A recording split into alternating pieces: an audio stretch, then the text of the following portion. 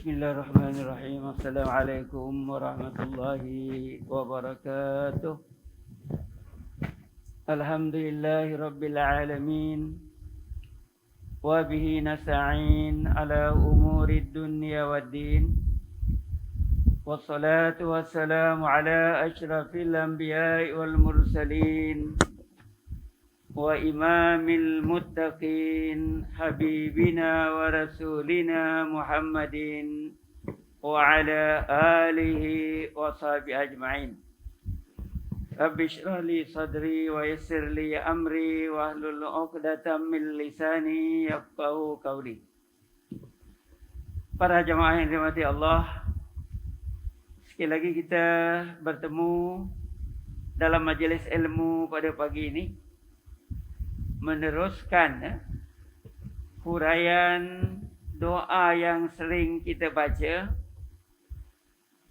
doa yang diriwayatkan oleh Imam Muslim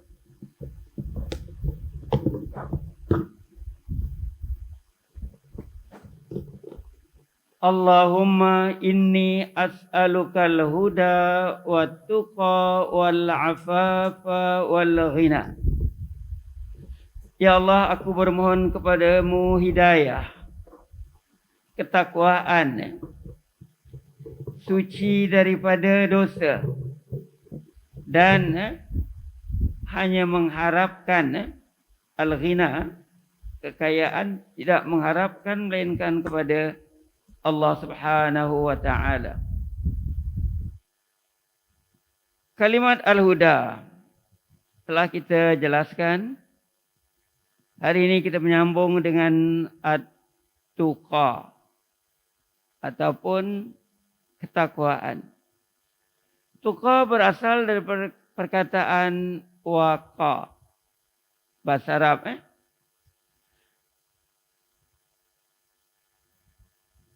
Takwa berarti melindungi. Bila kita bertakwa kepada Allah, artinya kita melindungi diri kita dari perkara-perkara yang dimurkai oleh Allah Subhanahu wa ta'ala. Takwa adalah menjadi harapan kita. Kerana takwa, dengan ketakwaan itulah kita membina kepribadian kita. Kita membina keluarga kita.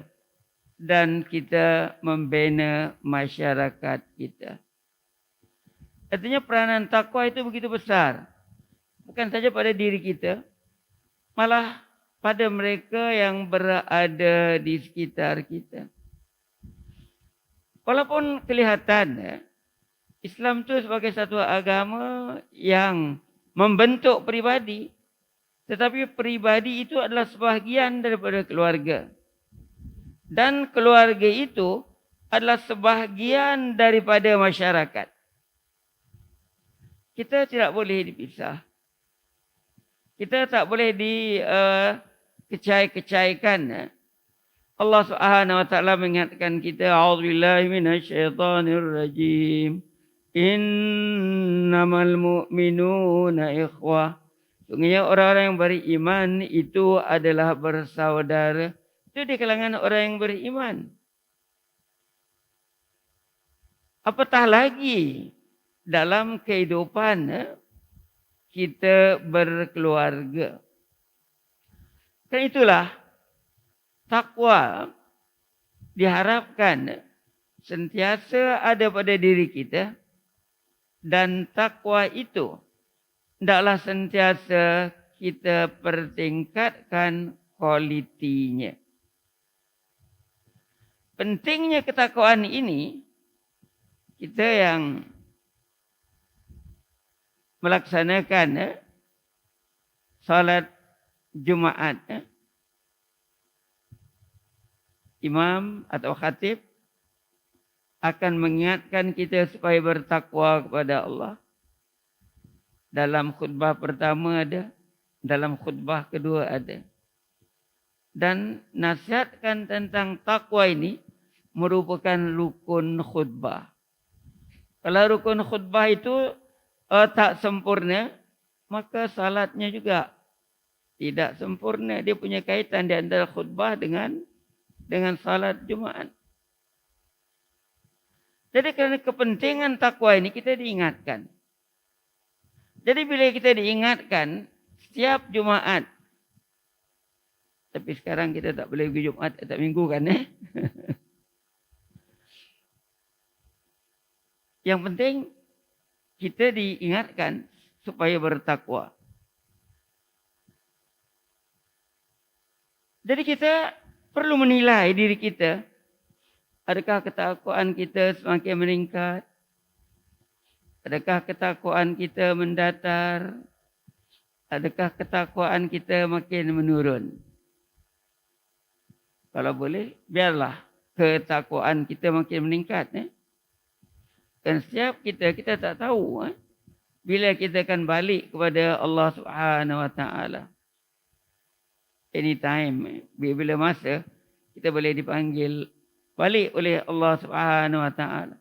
Jadi kerana itu, ketakwaan kita hendaklah sentiasa berada di paras yang tinggi. Dan kita tak boleh mendakwa ataupun mengaku bahawa aku punya ketakwaan sudah di peringkat yang terbaik. Kita tidak boleh judge, kita tidak boleh mengadili diri kita. Macam orang masuk pertandingan menyanyi lah umpamanya. Dia tak boleh perasan, dia yang terbaik, dia mesti menang. Itu perasaan sajalah. Macam itu juga ketakwaan. Kita tak boleh mendabik dada bahawa akulah yang paling baik dari sudut ketakwaan. Yang menilai kita ialah Allah Subhanahu Wa Taala. Hanya Allah Subhanahu Wa Taala yang menilai kita. Apapun yang kita lakukan, itu adalah sebahagian daripada usaha kita untuk meningkatkan ketakwaan. Kerana Islam itu adalah cara hidup. Inna dina indallahil Islam. Sungguhnya agama yang diterima oleh Allah Subhanahu Wa Taala ialah Islam. Agama yang di sisi Allah ialah Islam.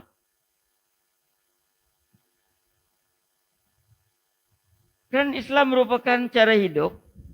Jadi cara hidup kita yang mengaku beragama Islam, yang mengaku beriman, hendaklah sentiasa didasarkan kepada ketakwaan kepada Allah Subhanahu Wa Taala. Walau kecil mana pun pemberian kita. Dalam sebuah hadis yang diriwayatkan oleh Imam Bukhari rahimahullah. Ni sangat kita yang belajar hadis 40, sangat kita dah baca hadis ni. Tapi hadis 40 tu lama dah baca dulu kan. Mungkin kita dah lupa. Sabda baginda, ittaqun nar walau bisyaqqi tamrah. Ittaqun nar. Hendaklah kamu lindungi diri kamu dari api neraka. Walaupun dengan bersedekah sebahagian daripada tamar. Bukan satu biji. Sebahagian daripada tamar. Artinya ketakwaan. Bila kita minta lindungilah, kerana takwa itu berarti melindungi kan. Lindungilah diri kamu daripada api neraka walau hanya dengan secebis tamar. Dari hadis ini dapat kita fahamkan bahawa bertakwa kepada Allah, melindungi diri daripada neraka, melindungi diri daripada kemurkaan Allah Subhanahu Wa Taala, walau sekecil mana pun dapat kita lakukan. Dan takwa yang disebutkan oleh khatib mudah saja kan. buat apa yang Allah Subhanahu wa taala perintahkan, jauhkan diri daripada larangan Allah. Itu basicnya sajalah. Sedangkan takwa itu amat luas, mencakupi seluruh kehidupan kita.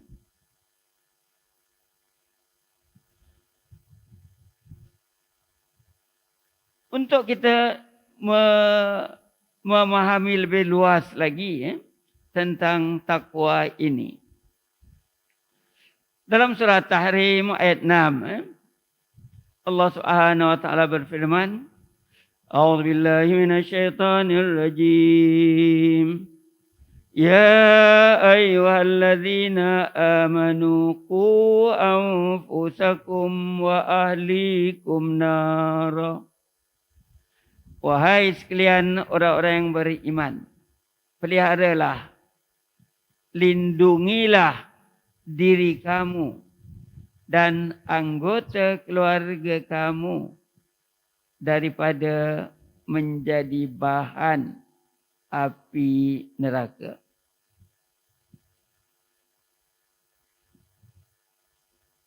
Perlindungan daripada api neraka dalam kehidupan berkeluarga, Allah pertama perintahkan kepada kita sebagai suami, sebagai pemimpin yang diamanahkan untuk membimbing tiap anggota keluarga kita. Daripada perkataan takwa juga, jagalah diri kamu dan diri anggota keluarga kamu. Yang mana neraka itu bahan bakarnya adalah manusia dan batu-batu yang berasal dari patung-patung yang disembah oleh mereka yang tidak mempercayai Islam, yang hanya menyembah patung-patung yang mereka beli ataupun mereka buat. Jadi perintah menjaga keluarga bukan saja pada lelaki lah, pada wanita juga. Kalaulah kata ibu tunggal, dia jadi ketua keluarga, dia punya kewajipan. Dan ibu tunggal ni dia ada adik-beradik, adik-beradik mestilah mengambil peranan untuk memperkasakan seorang wanita yang diamanahkan menjaga anak-anak mereka.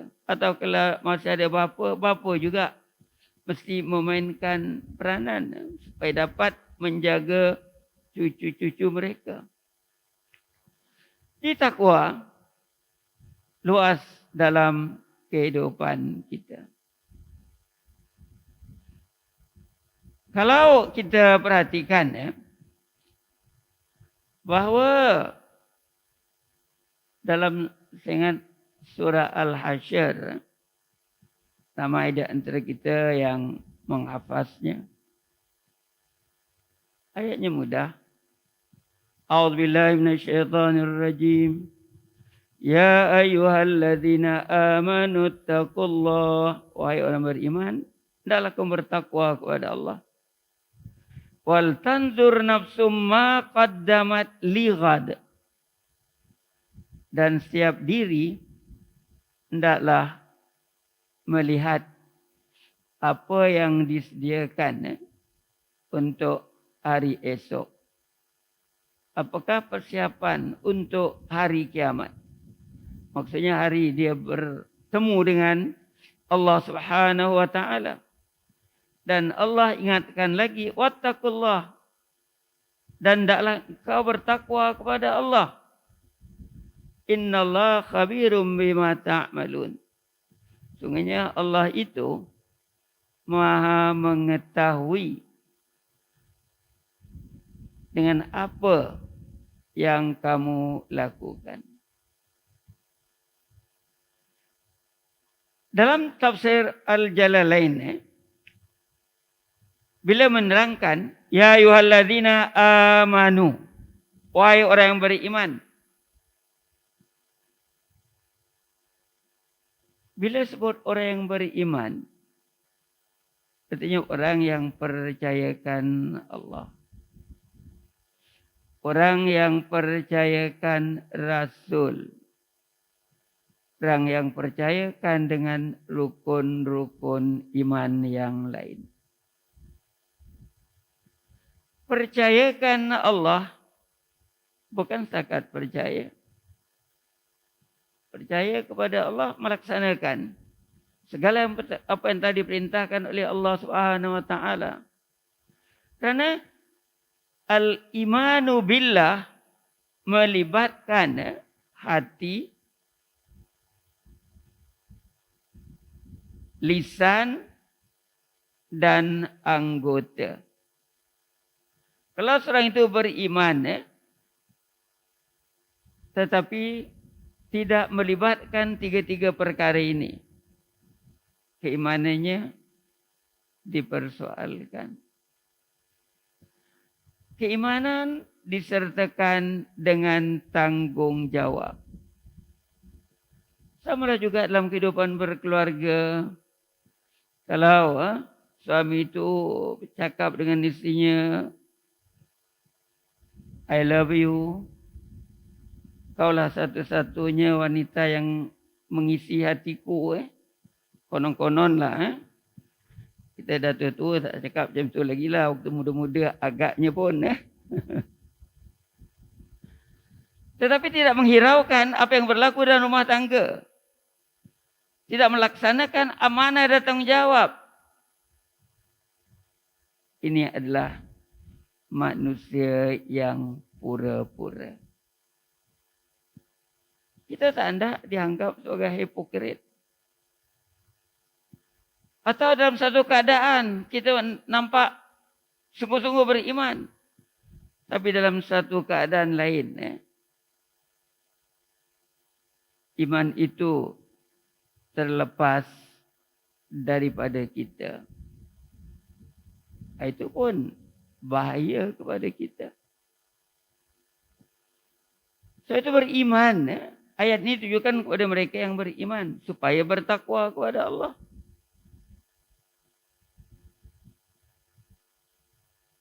Kalaulah keimanan itu boleh dicakap dengan mulut, ya, aku beriman. Taklah turun ayat Al-Quran bila orang-orang A'rab, orang-orang Badui datang kepada Rasulullah mengaku beriman. Allah Subhanahu wa taala turunkan ayat beritahu mereka bahawa mereka baru Islam dan mereka belum beriman. Maksud sebuah ayat. Jadi untuk sampai kepada ketakwaan, keimanan itu mesti diperkukuhkan. Dan nak perkukuhkan iman, tak cukup dengan kita rajin salat. Pada rajin salat, alhamdulillah. Rajin puasa, alhamdulillah. Karena keimanan ini akhirnya membentuk kepribadian kita. Kita tak boleh memisahkan ibadat-ibadat yang Allah perintahkan kepada kita. Maksud ibadat yang disebutkan ialah fardu ain yang Allah tetapkan kepada kita. Kita tak boleh pisahkan dia daripada kehidupan. Macam tu juga dengan iman. Bila kita percaya kepada Allah Subhanahu wa taala, hati kita percaya dan yakin kepada Allah. Kita tak pernah merasa putus asa. Kita dapat bertahan daripada tekanan, stres. Kerana kita ingat Allah Subhanahu wa taala akan sentiasa bersama kita. Dan kita anggap bahawa itu adalah merupakan ujian kepada kita dalam hidup. Dan ujian yang kita terima memang sesuai dengan kemampuan kita memikulnya. Jadi sampai kepada ketakwaan, ya ayyuhalladzina amanu. Kena kita ingatkan diri kita balik, apakah pengertian iman. Hati kita penuh yakin, kita memahami sifat-sifat Allah Subhanahu wa taala, Bukan setakat lah waktu orang-orang dahulu belajar tauhid pakai sifat 20 kan. Jasafan. Orang sekarang dia tak pakai sifat 20 lagi. Kan itu adalah basic untuk mengenal Allah Subhanahu Wa Taala. Itu asas yang terpenting beriman kepada Allah, mengenal Allah. Dan nak mengenal Allah, kita tak cukup dengan kita tahu. Kita perlu tingkatkan ilmu kita dari masa ke semasa. Itu yang Rasulullah sallallahu alaihi wasallam mengatakan kita talabul ilmi fardhatun ala kulli muslimin. Menuntut ilmu adalah merupakan satu kefarduan, satu kewajipan bagi setiap orang muslim, sama ada lelaki ataupun perempuan.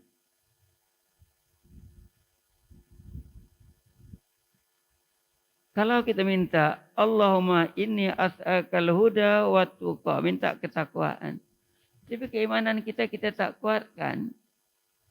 Ini yang tak cantik lah. Bila-bila masa kita boleh tergelincir, bila-bila masa kita boleh melupakan Allah Subhanahu Wa Taala. Dan iman, saya ulang, memerlukan 3. Ini kita tahu, tapi kadang-kadang kita tak ingat. Hati, ikrar dengan lisan. Hati kita, memang kita yakin. Bila kita ikrar dengan lisan, bukan setakat kita percaya Allah. Tapi lisan kita, bila bertutur, sesuai dengan keimanan. Lisan kita ni, kalau kita beriman kepada Allah dengan lisan, bukan setakat aku beriman, itu lisan. Tapi lisan itu hendaklah disesuaikan dengan keimanan. Rasulullah sallallahu alaihi wasallam mengingatkan kita sebagai orang yang beriman kena jaga lisan. Hadis baginda, hendaklah kamu bercakap yang baik ataupun diam. Dia mengajar. Baginda Rasulullah mengajar kita. Lisan kita disesuaikan dengan keimanan. Kita tak boleh. Orang sekarang kata main hembus saja kan. Bila kita geram, kita marah, main hembus saja. Itu waktu itu imannya dah menurun. Kalau menurun, kadang-kadang menurun teruk juga. Jin masuk menurun juga. Dah lupa diri. Bila kita beriman kepada Rasul, untuk menjadikan kita orang yang bertakwa, kita jadikan baginda contoh. A'udzubillahi minasyaitonirrajim. Laqad kana lakum fi Rasulillahi uswatun hasanah. Sungguhnya bagi kamu pada diri Rasulullah adalah contoh yang baik. Menjadikan baginda sebagai idola kita. Sebagai idola kita.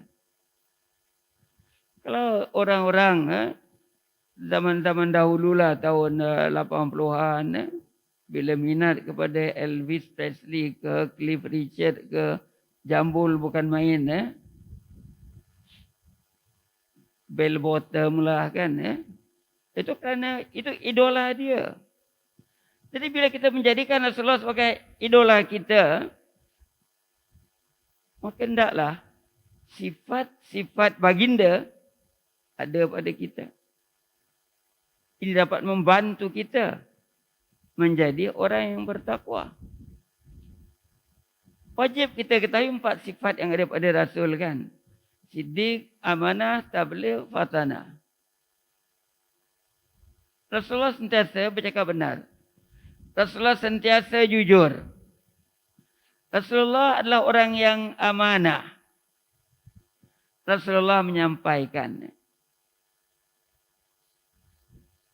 Apa juga yang baik daripada Allah. Memanglah sebenarnya datang daripada Allah itu baik.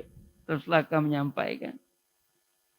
dan Rasulullah adalah bijaksana. Jadi kita yang menyintai Rasulullah, kalau kita dengan berselawat pun dah bagus. Tapi adakah sifat yang wajib kita tahu, yang wajib kita ketahui ada pada Rasul, itu juga ada pada kita. Katalah benar, jujur. Di mana pun sebagai orang yang beriman, kita hendaklah jujur. Kita tidak boleh berbohong, kita tidak boleh membuat sesuatu semata-mata untuk kepentingan kita, semata-mata dengan mengenepikan kepentingan orang lain. Jujur dalam bercakap, jujur dalam kehidupan berkeluarga, jujur dalam kehidupan masyarakat. Jadi ini manusia-manusia yang boleh meningkatkan dirinya kepada ketakwaan. Siddiq ni sentiasa jujur. Jadi orang kata tak bolehlah jujur sangat, Ustaz. Kalau jujur sangat orang buli kan.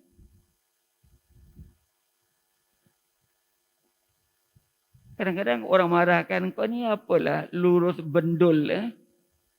Artinya terlalu jujur. Jujur adalah merupakan sikap Rasulullah sallallahu alaihi wasallam. Dan jujurnya bukan bererti semuanya kita nak terangkan kepada orang. Dalam hidup berkeluarga antara suami isteri, bukan semua kita boleh cerita pada orang. Jujur itu bukan artinya kita terangkan segala-galanya. Artinya jujur bila kita bercakap. Bila ditanya satu perkara, kita cakap dengan jujur.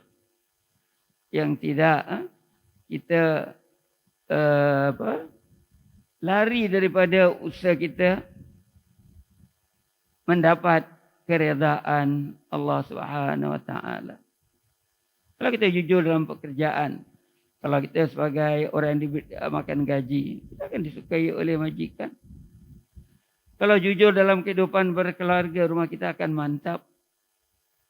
Kalau kita jujur sebagai seorang ayah, kita dijadikan contoh, dihormati oleh anak-anak. Jujur dalam berkawan, kita akan dihargai oleh kawan dan teman-teman kita.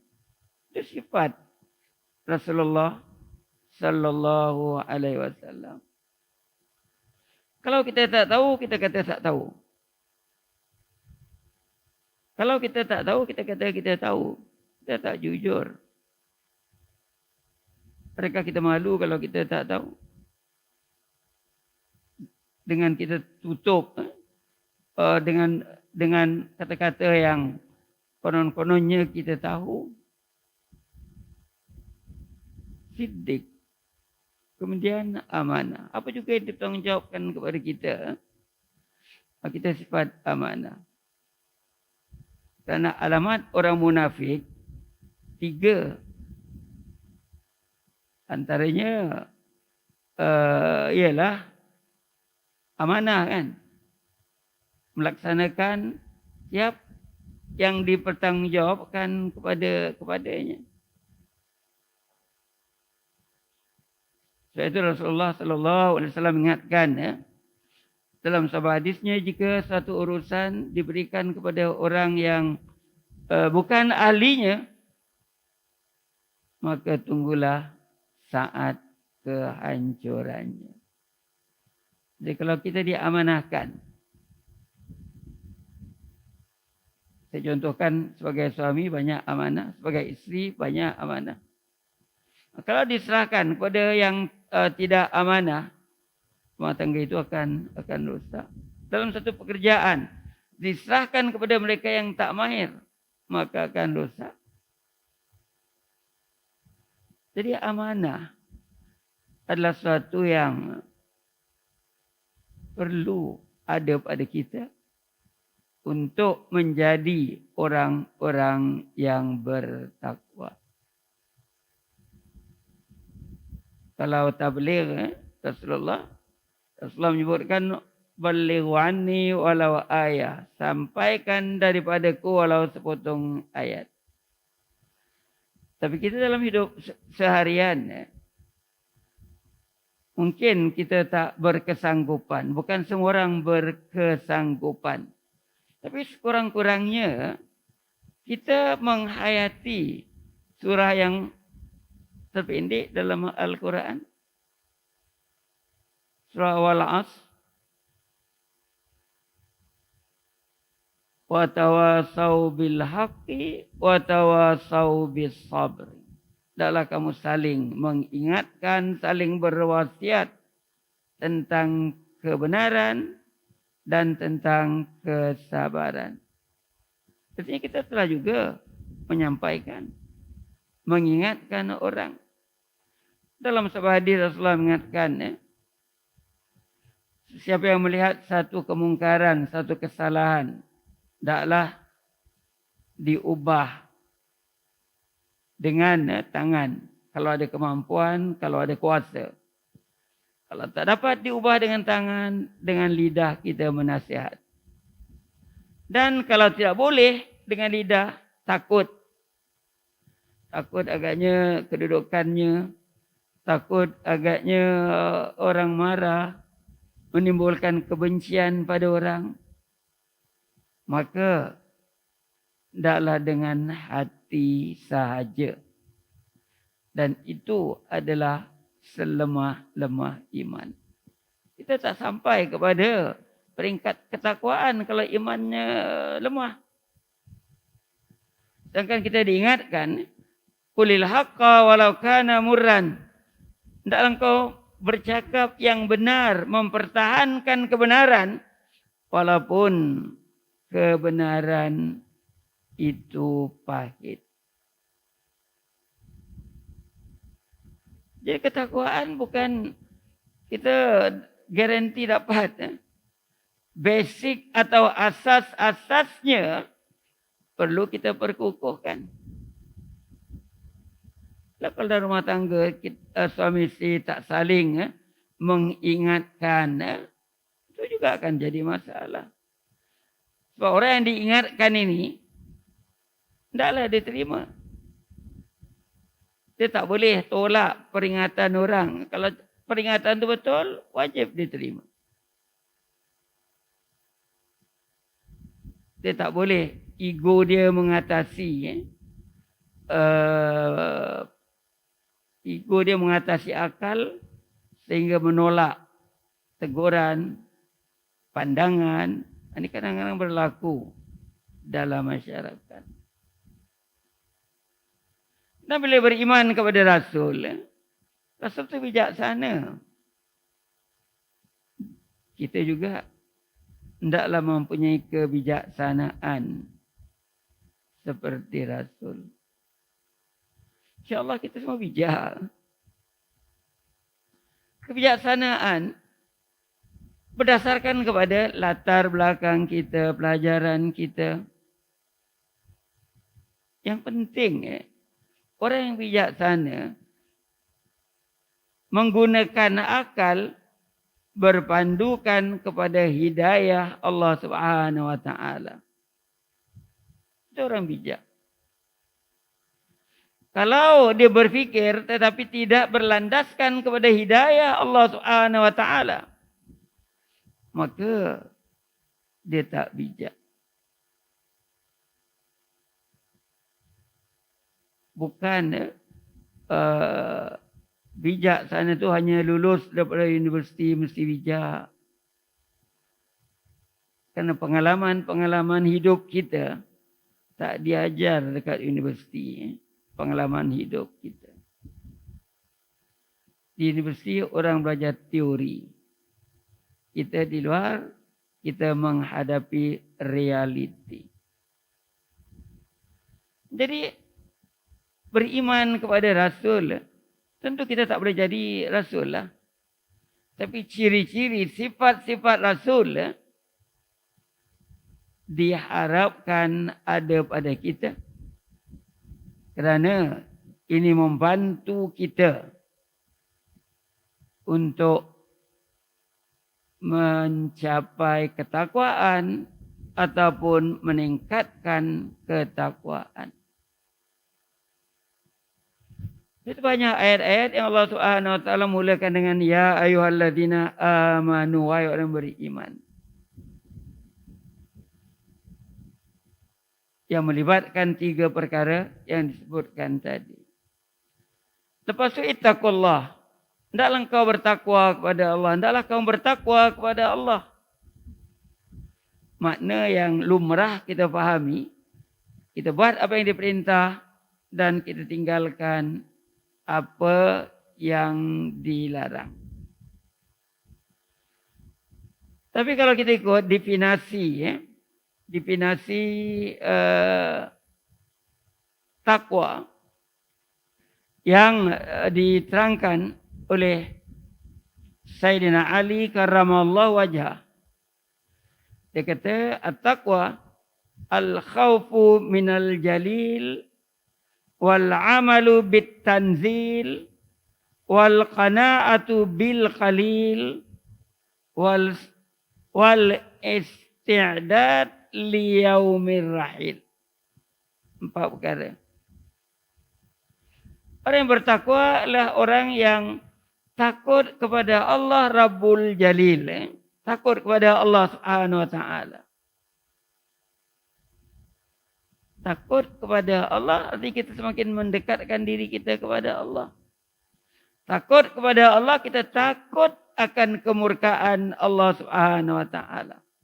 Bila takut kemurkaan Allah, kita akan semakin mendekatkan diri kepada Allah Subhanahu wa taala. Itu dikatakan oleh baginda Sayyidina Ali, al-khauf minal jalil. Berarti kita kena takutkan Allah.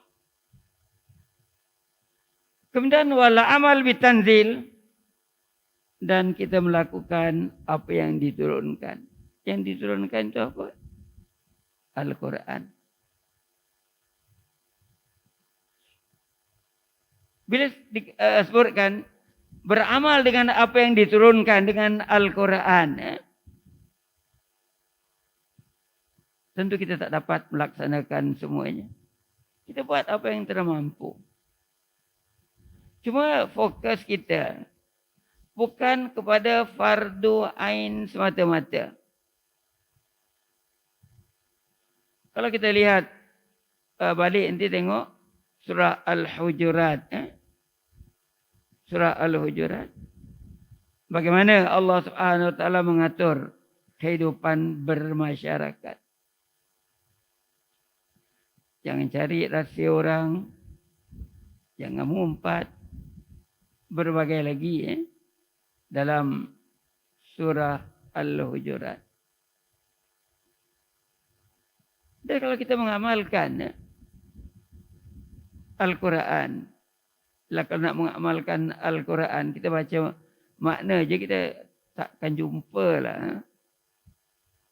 Kalau kita tengok yang satu lapis saja, yang lapis-lapis lain kita akan terlepas. Kalau kita baca makna Al-Quran. Ini pun, bila kita nak mengamalkan Al-Quran, kita perlu kepada ilmu. Dan ilmu perlu kepada belajar. Kita tak boleh berpuas hati dengan apa yang kita ada. Kalau kita ada duit, kita tak puas hati dengan apa yang dah kita ada. Nak tambah. Bagaimana dengan ilmu? Jadilah manusia yang sentiasa dahaga kepada ilmu.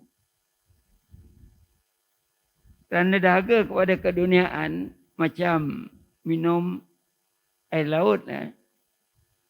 Akhirnya kita yang merana. Tapi kalau dahaga ilmu, kita akan sentiasa berusaha untuk menambah dan menambah serta mengamalkan. Dan ciri ataupun sifat orang bertakwa mengikut Sayyidina Ali, wal qana'atu bil qalil. Artinya sifat qanaah dengan yang sedikit. Kalau kita ada sedikit, orang kata seadanya lah. Kalau ada sedikit, belanja sedikit lah. Jangan macam kalau kita orang lama, ada buku kan, buku bacaan. Cerita anak katak dengan maknya. Ingat lagi, Yusufuan. Katak, dia keluar berjalan, lepas tu dia nampak lembu besar. Lepas tu bila balik, dia cerita dengan mak dia. Kerana bila cakap dengan mak dia, dia kata dia jumpa binatang besar. Lepas tu maknya cuba kembungkan badan dia lah. Besar macam ni tak? Besar lagi. Akhirnya perut dia pecah maknya. Apa kaitan dengan kana'ah? Kalau kita dijadikan kecil, maksudnya keupayaan kita sedikit, kita dapat sedikit. Berpadalah dengan yang sedikit tu. Tapi ini tak berarti kita tidak boleh berusaha lebih besar. Kan orang selalu kata apa? Dia kata gantungkanlah cita-citamu ke langit. Kalau tak sampai ke langit pun boleh sampai ke awan. Al-qana'atu bil qalil, kita berpada dengan yang ada. Ini bukan berarti kita tidak boleh berusaha lebih. Ini untuk mengajar kita supaya jangan tamak dan jangan iri, jangan hasad dengan apa yang ada pada orang lain. Sifat qanaah. Kemudian yang keempat disebutkan oleh Sayyidina Ali, wal isti'dadu liyaumir rahil. Dan bersedialah untuk hari kamu kembali. Kerana kita ni milik Allah. Bila masa kita boleh balik kepada Allah Subhanahu Wa Taala. Kita bersedia. Bersedia untuk mati ni bukan setakat beli kain kafan. Saya pernah ikut satu rombongan dengan beberapa orang sampai dekat sangat Solo ke mana ke. Dia beli kain batik lepas. Kat Singapura mana lah orang pakai kain batik lepas lagi. Dia beli kain batik lepas. Dia kata ni bersiap untuk mati. Kerana jadi budaya orang Melayu kan. Bila meninggal dunia, ditutup dengan kain batik lepas. Kalau orang-orang daerah Asia Barat, bukan Asia Barat, Asia Selatan. India, Bangla.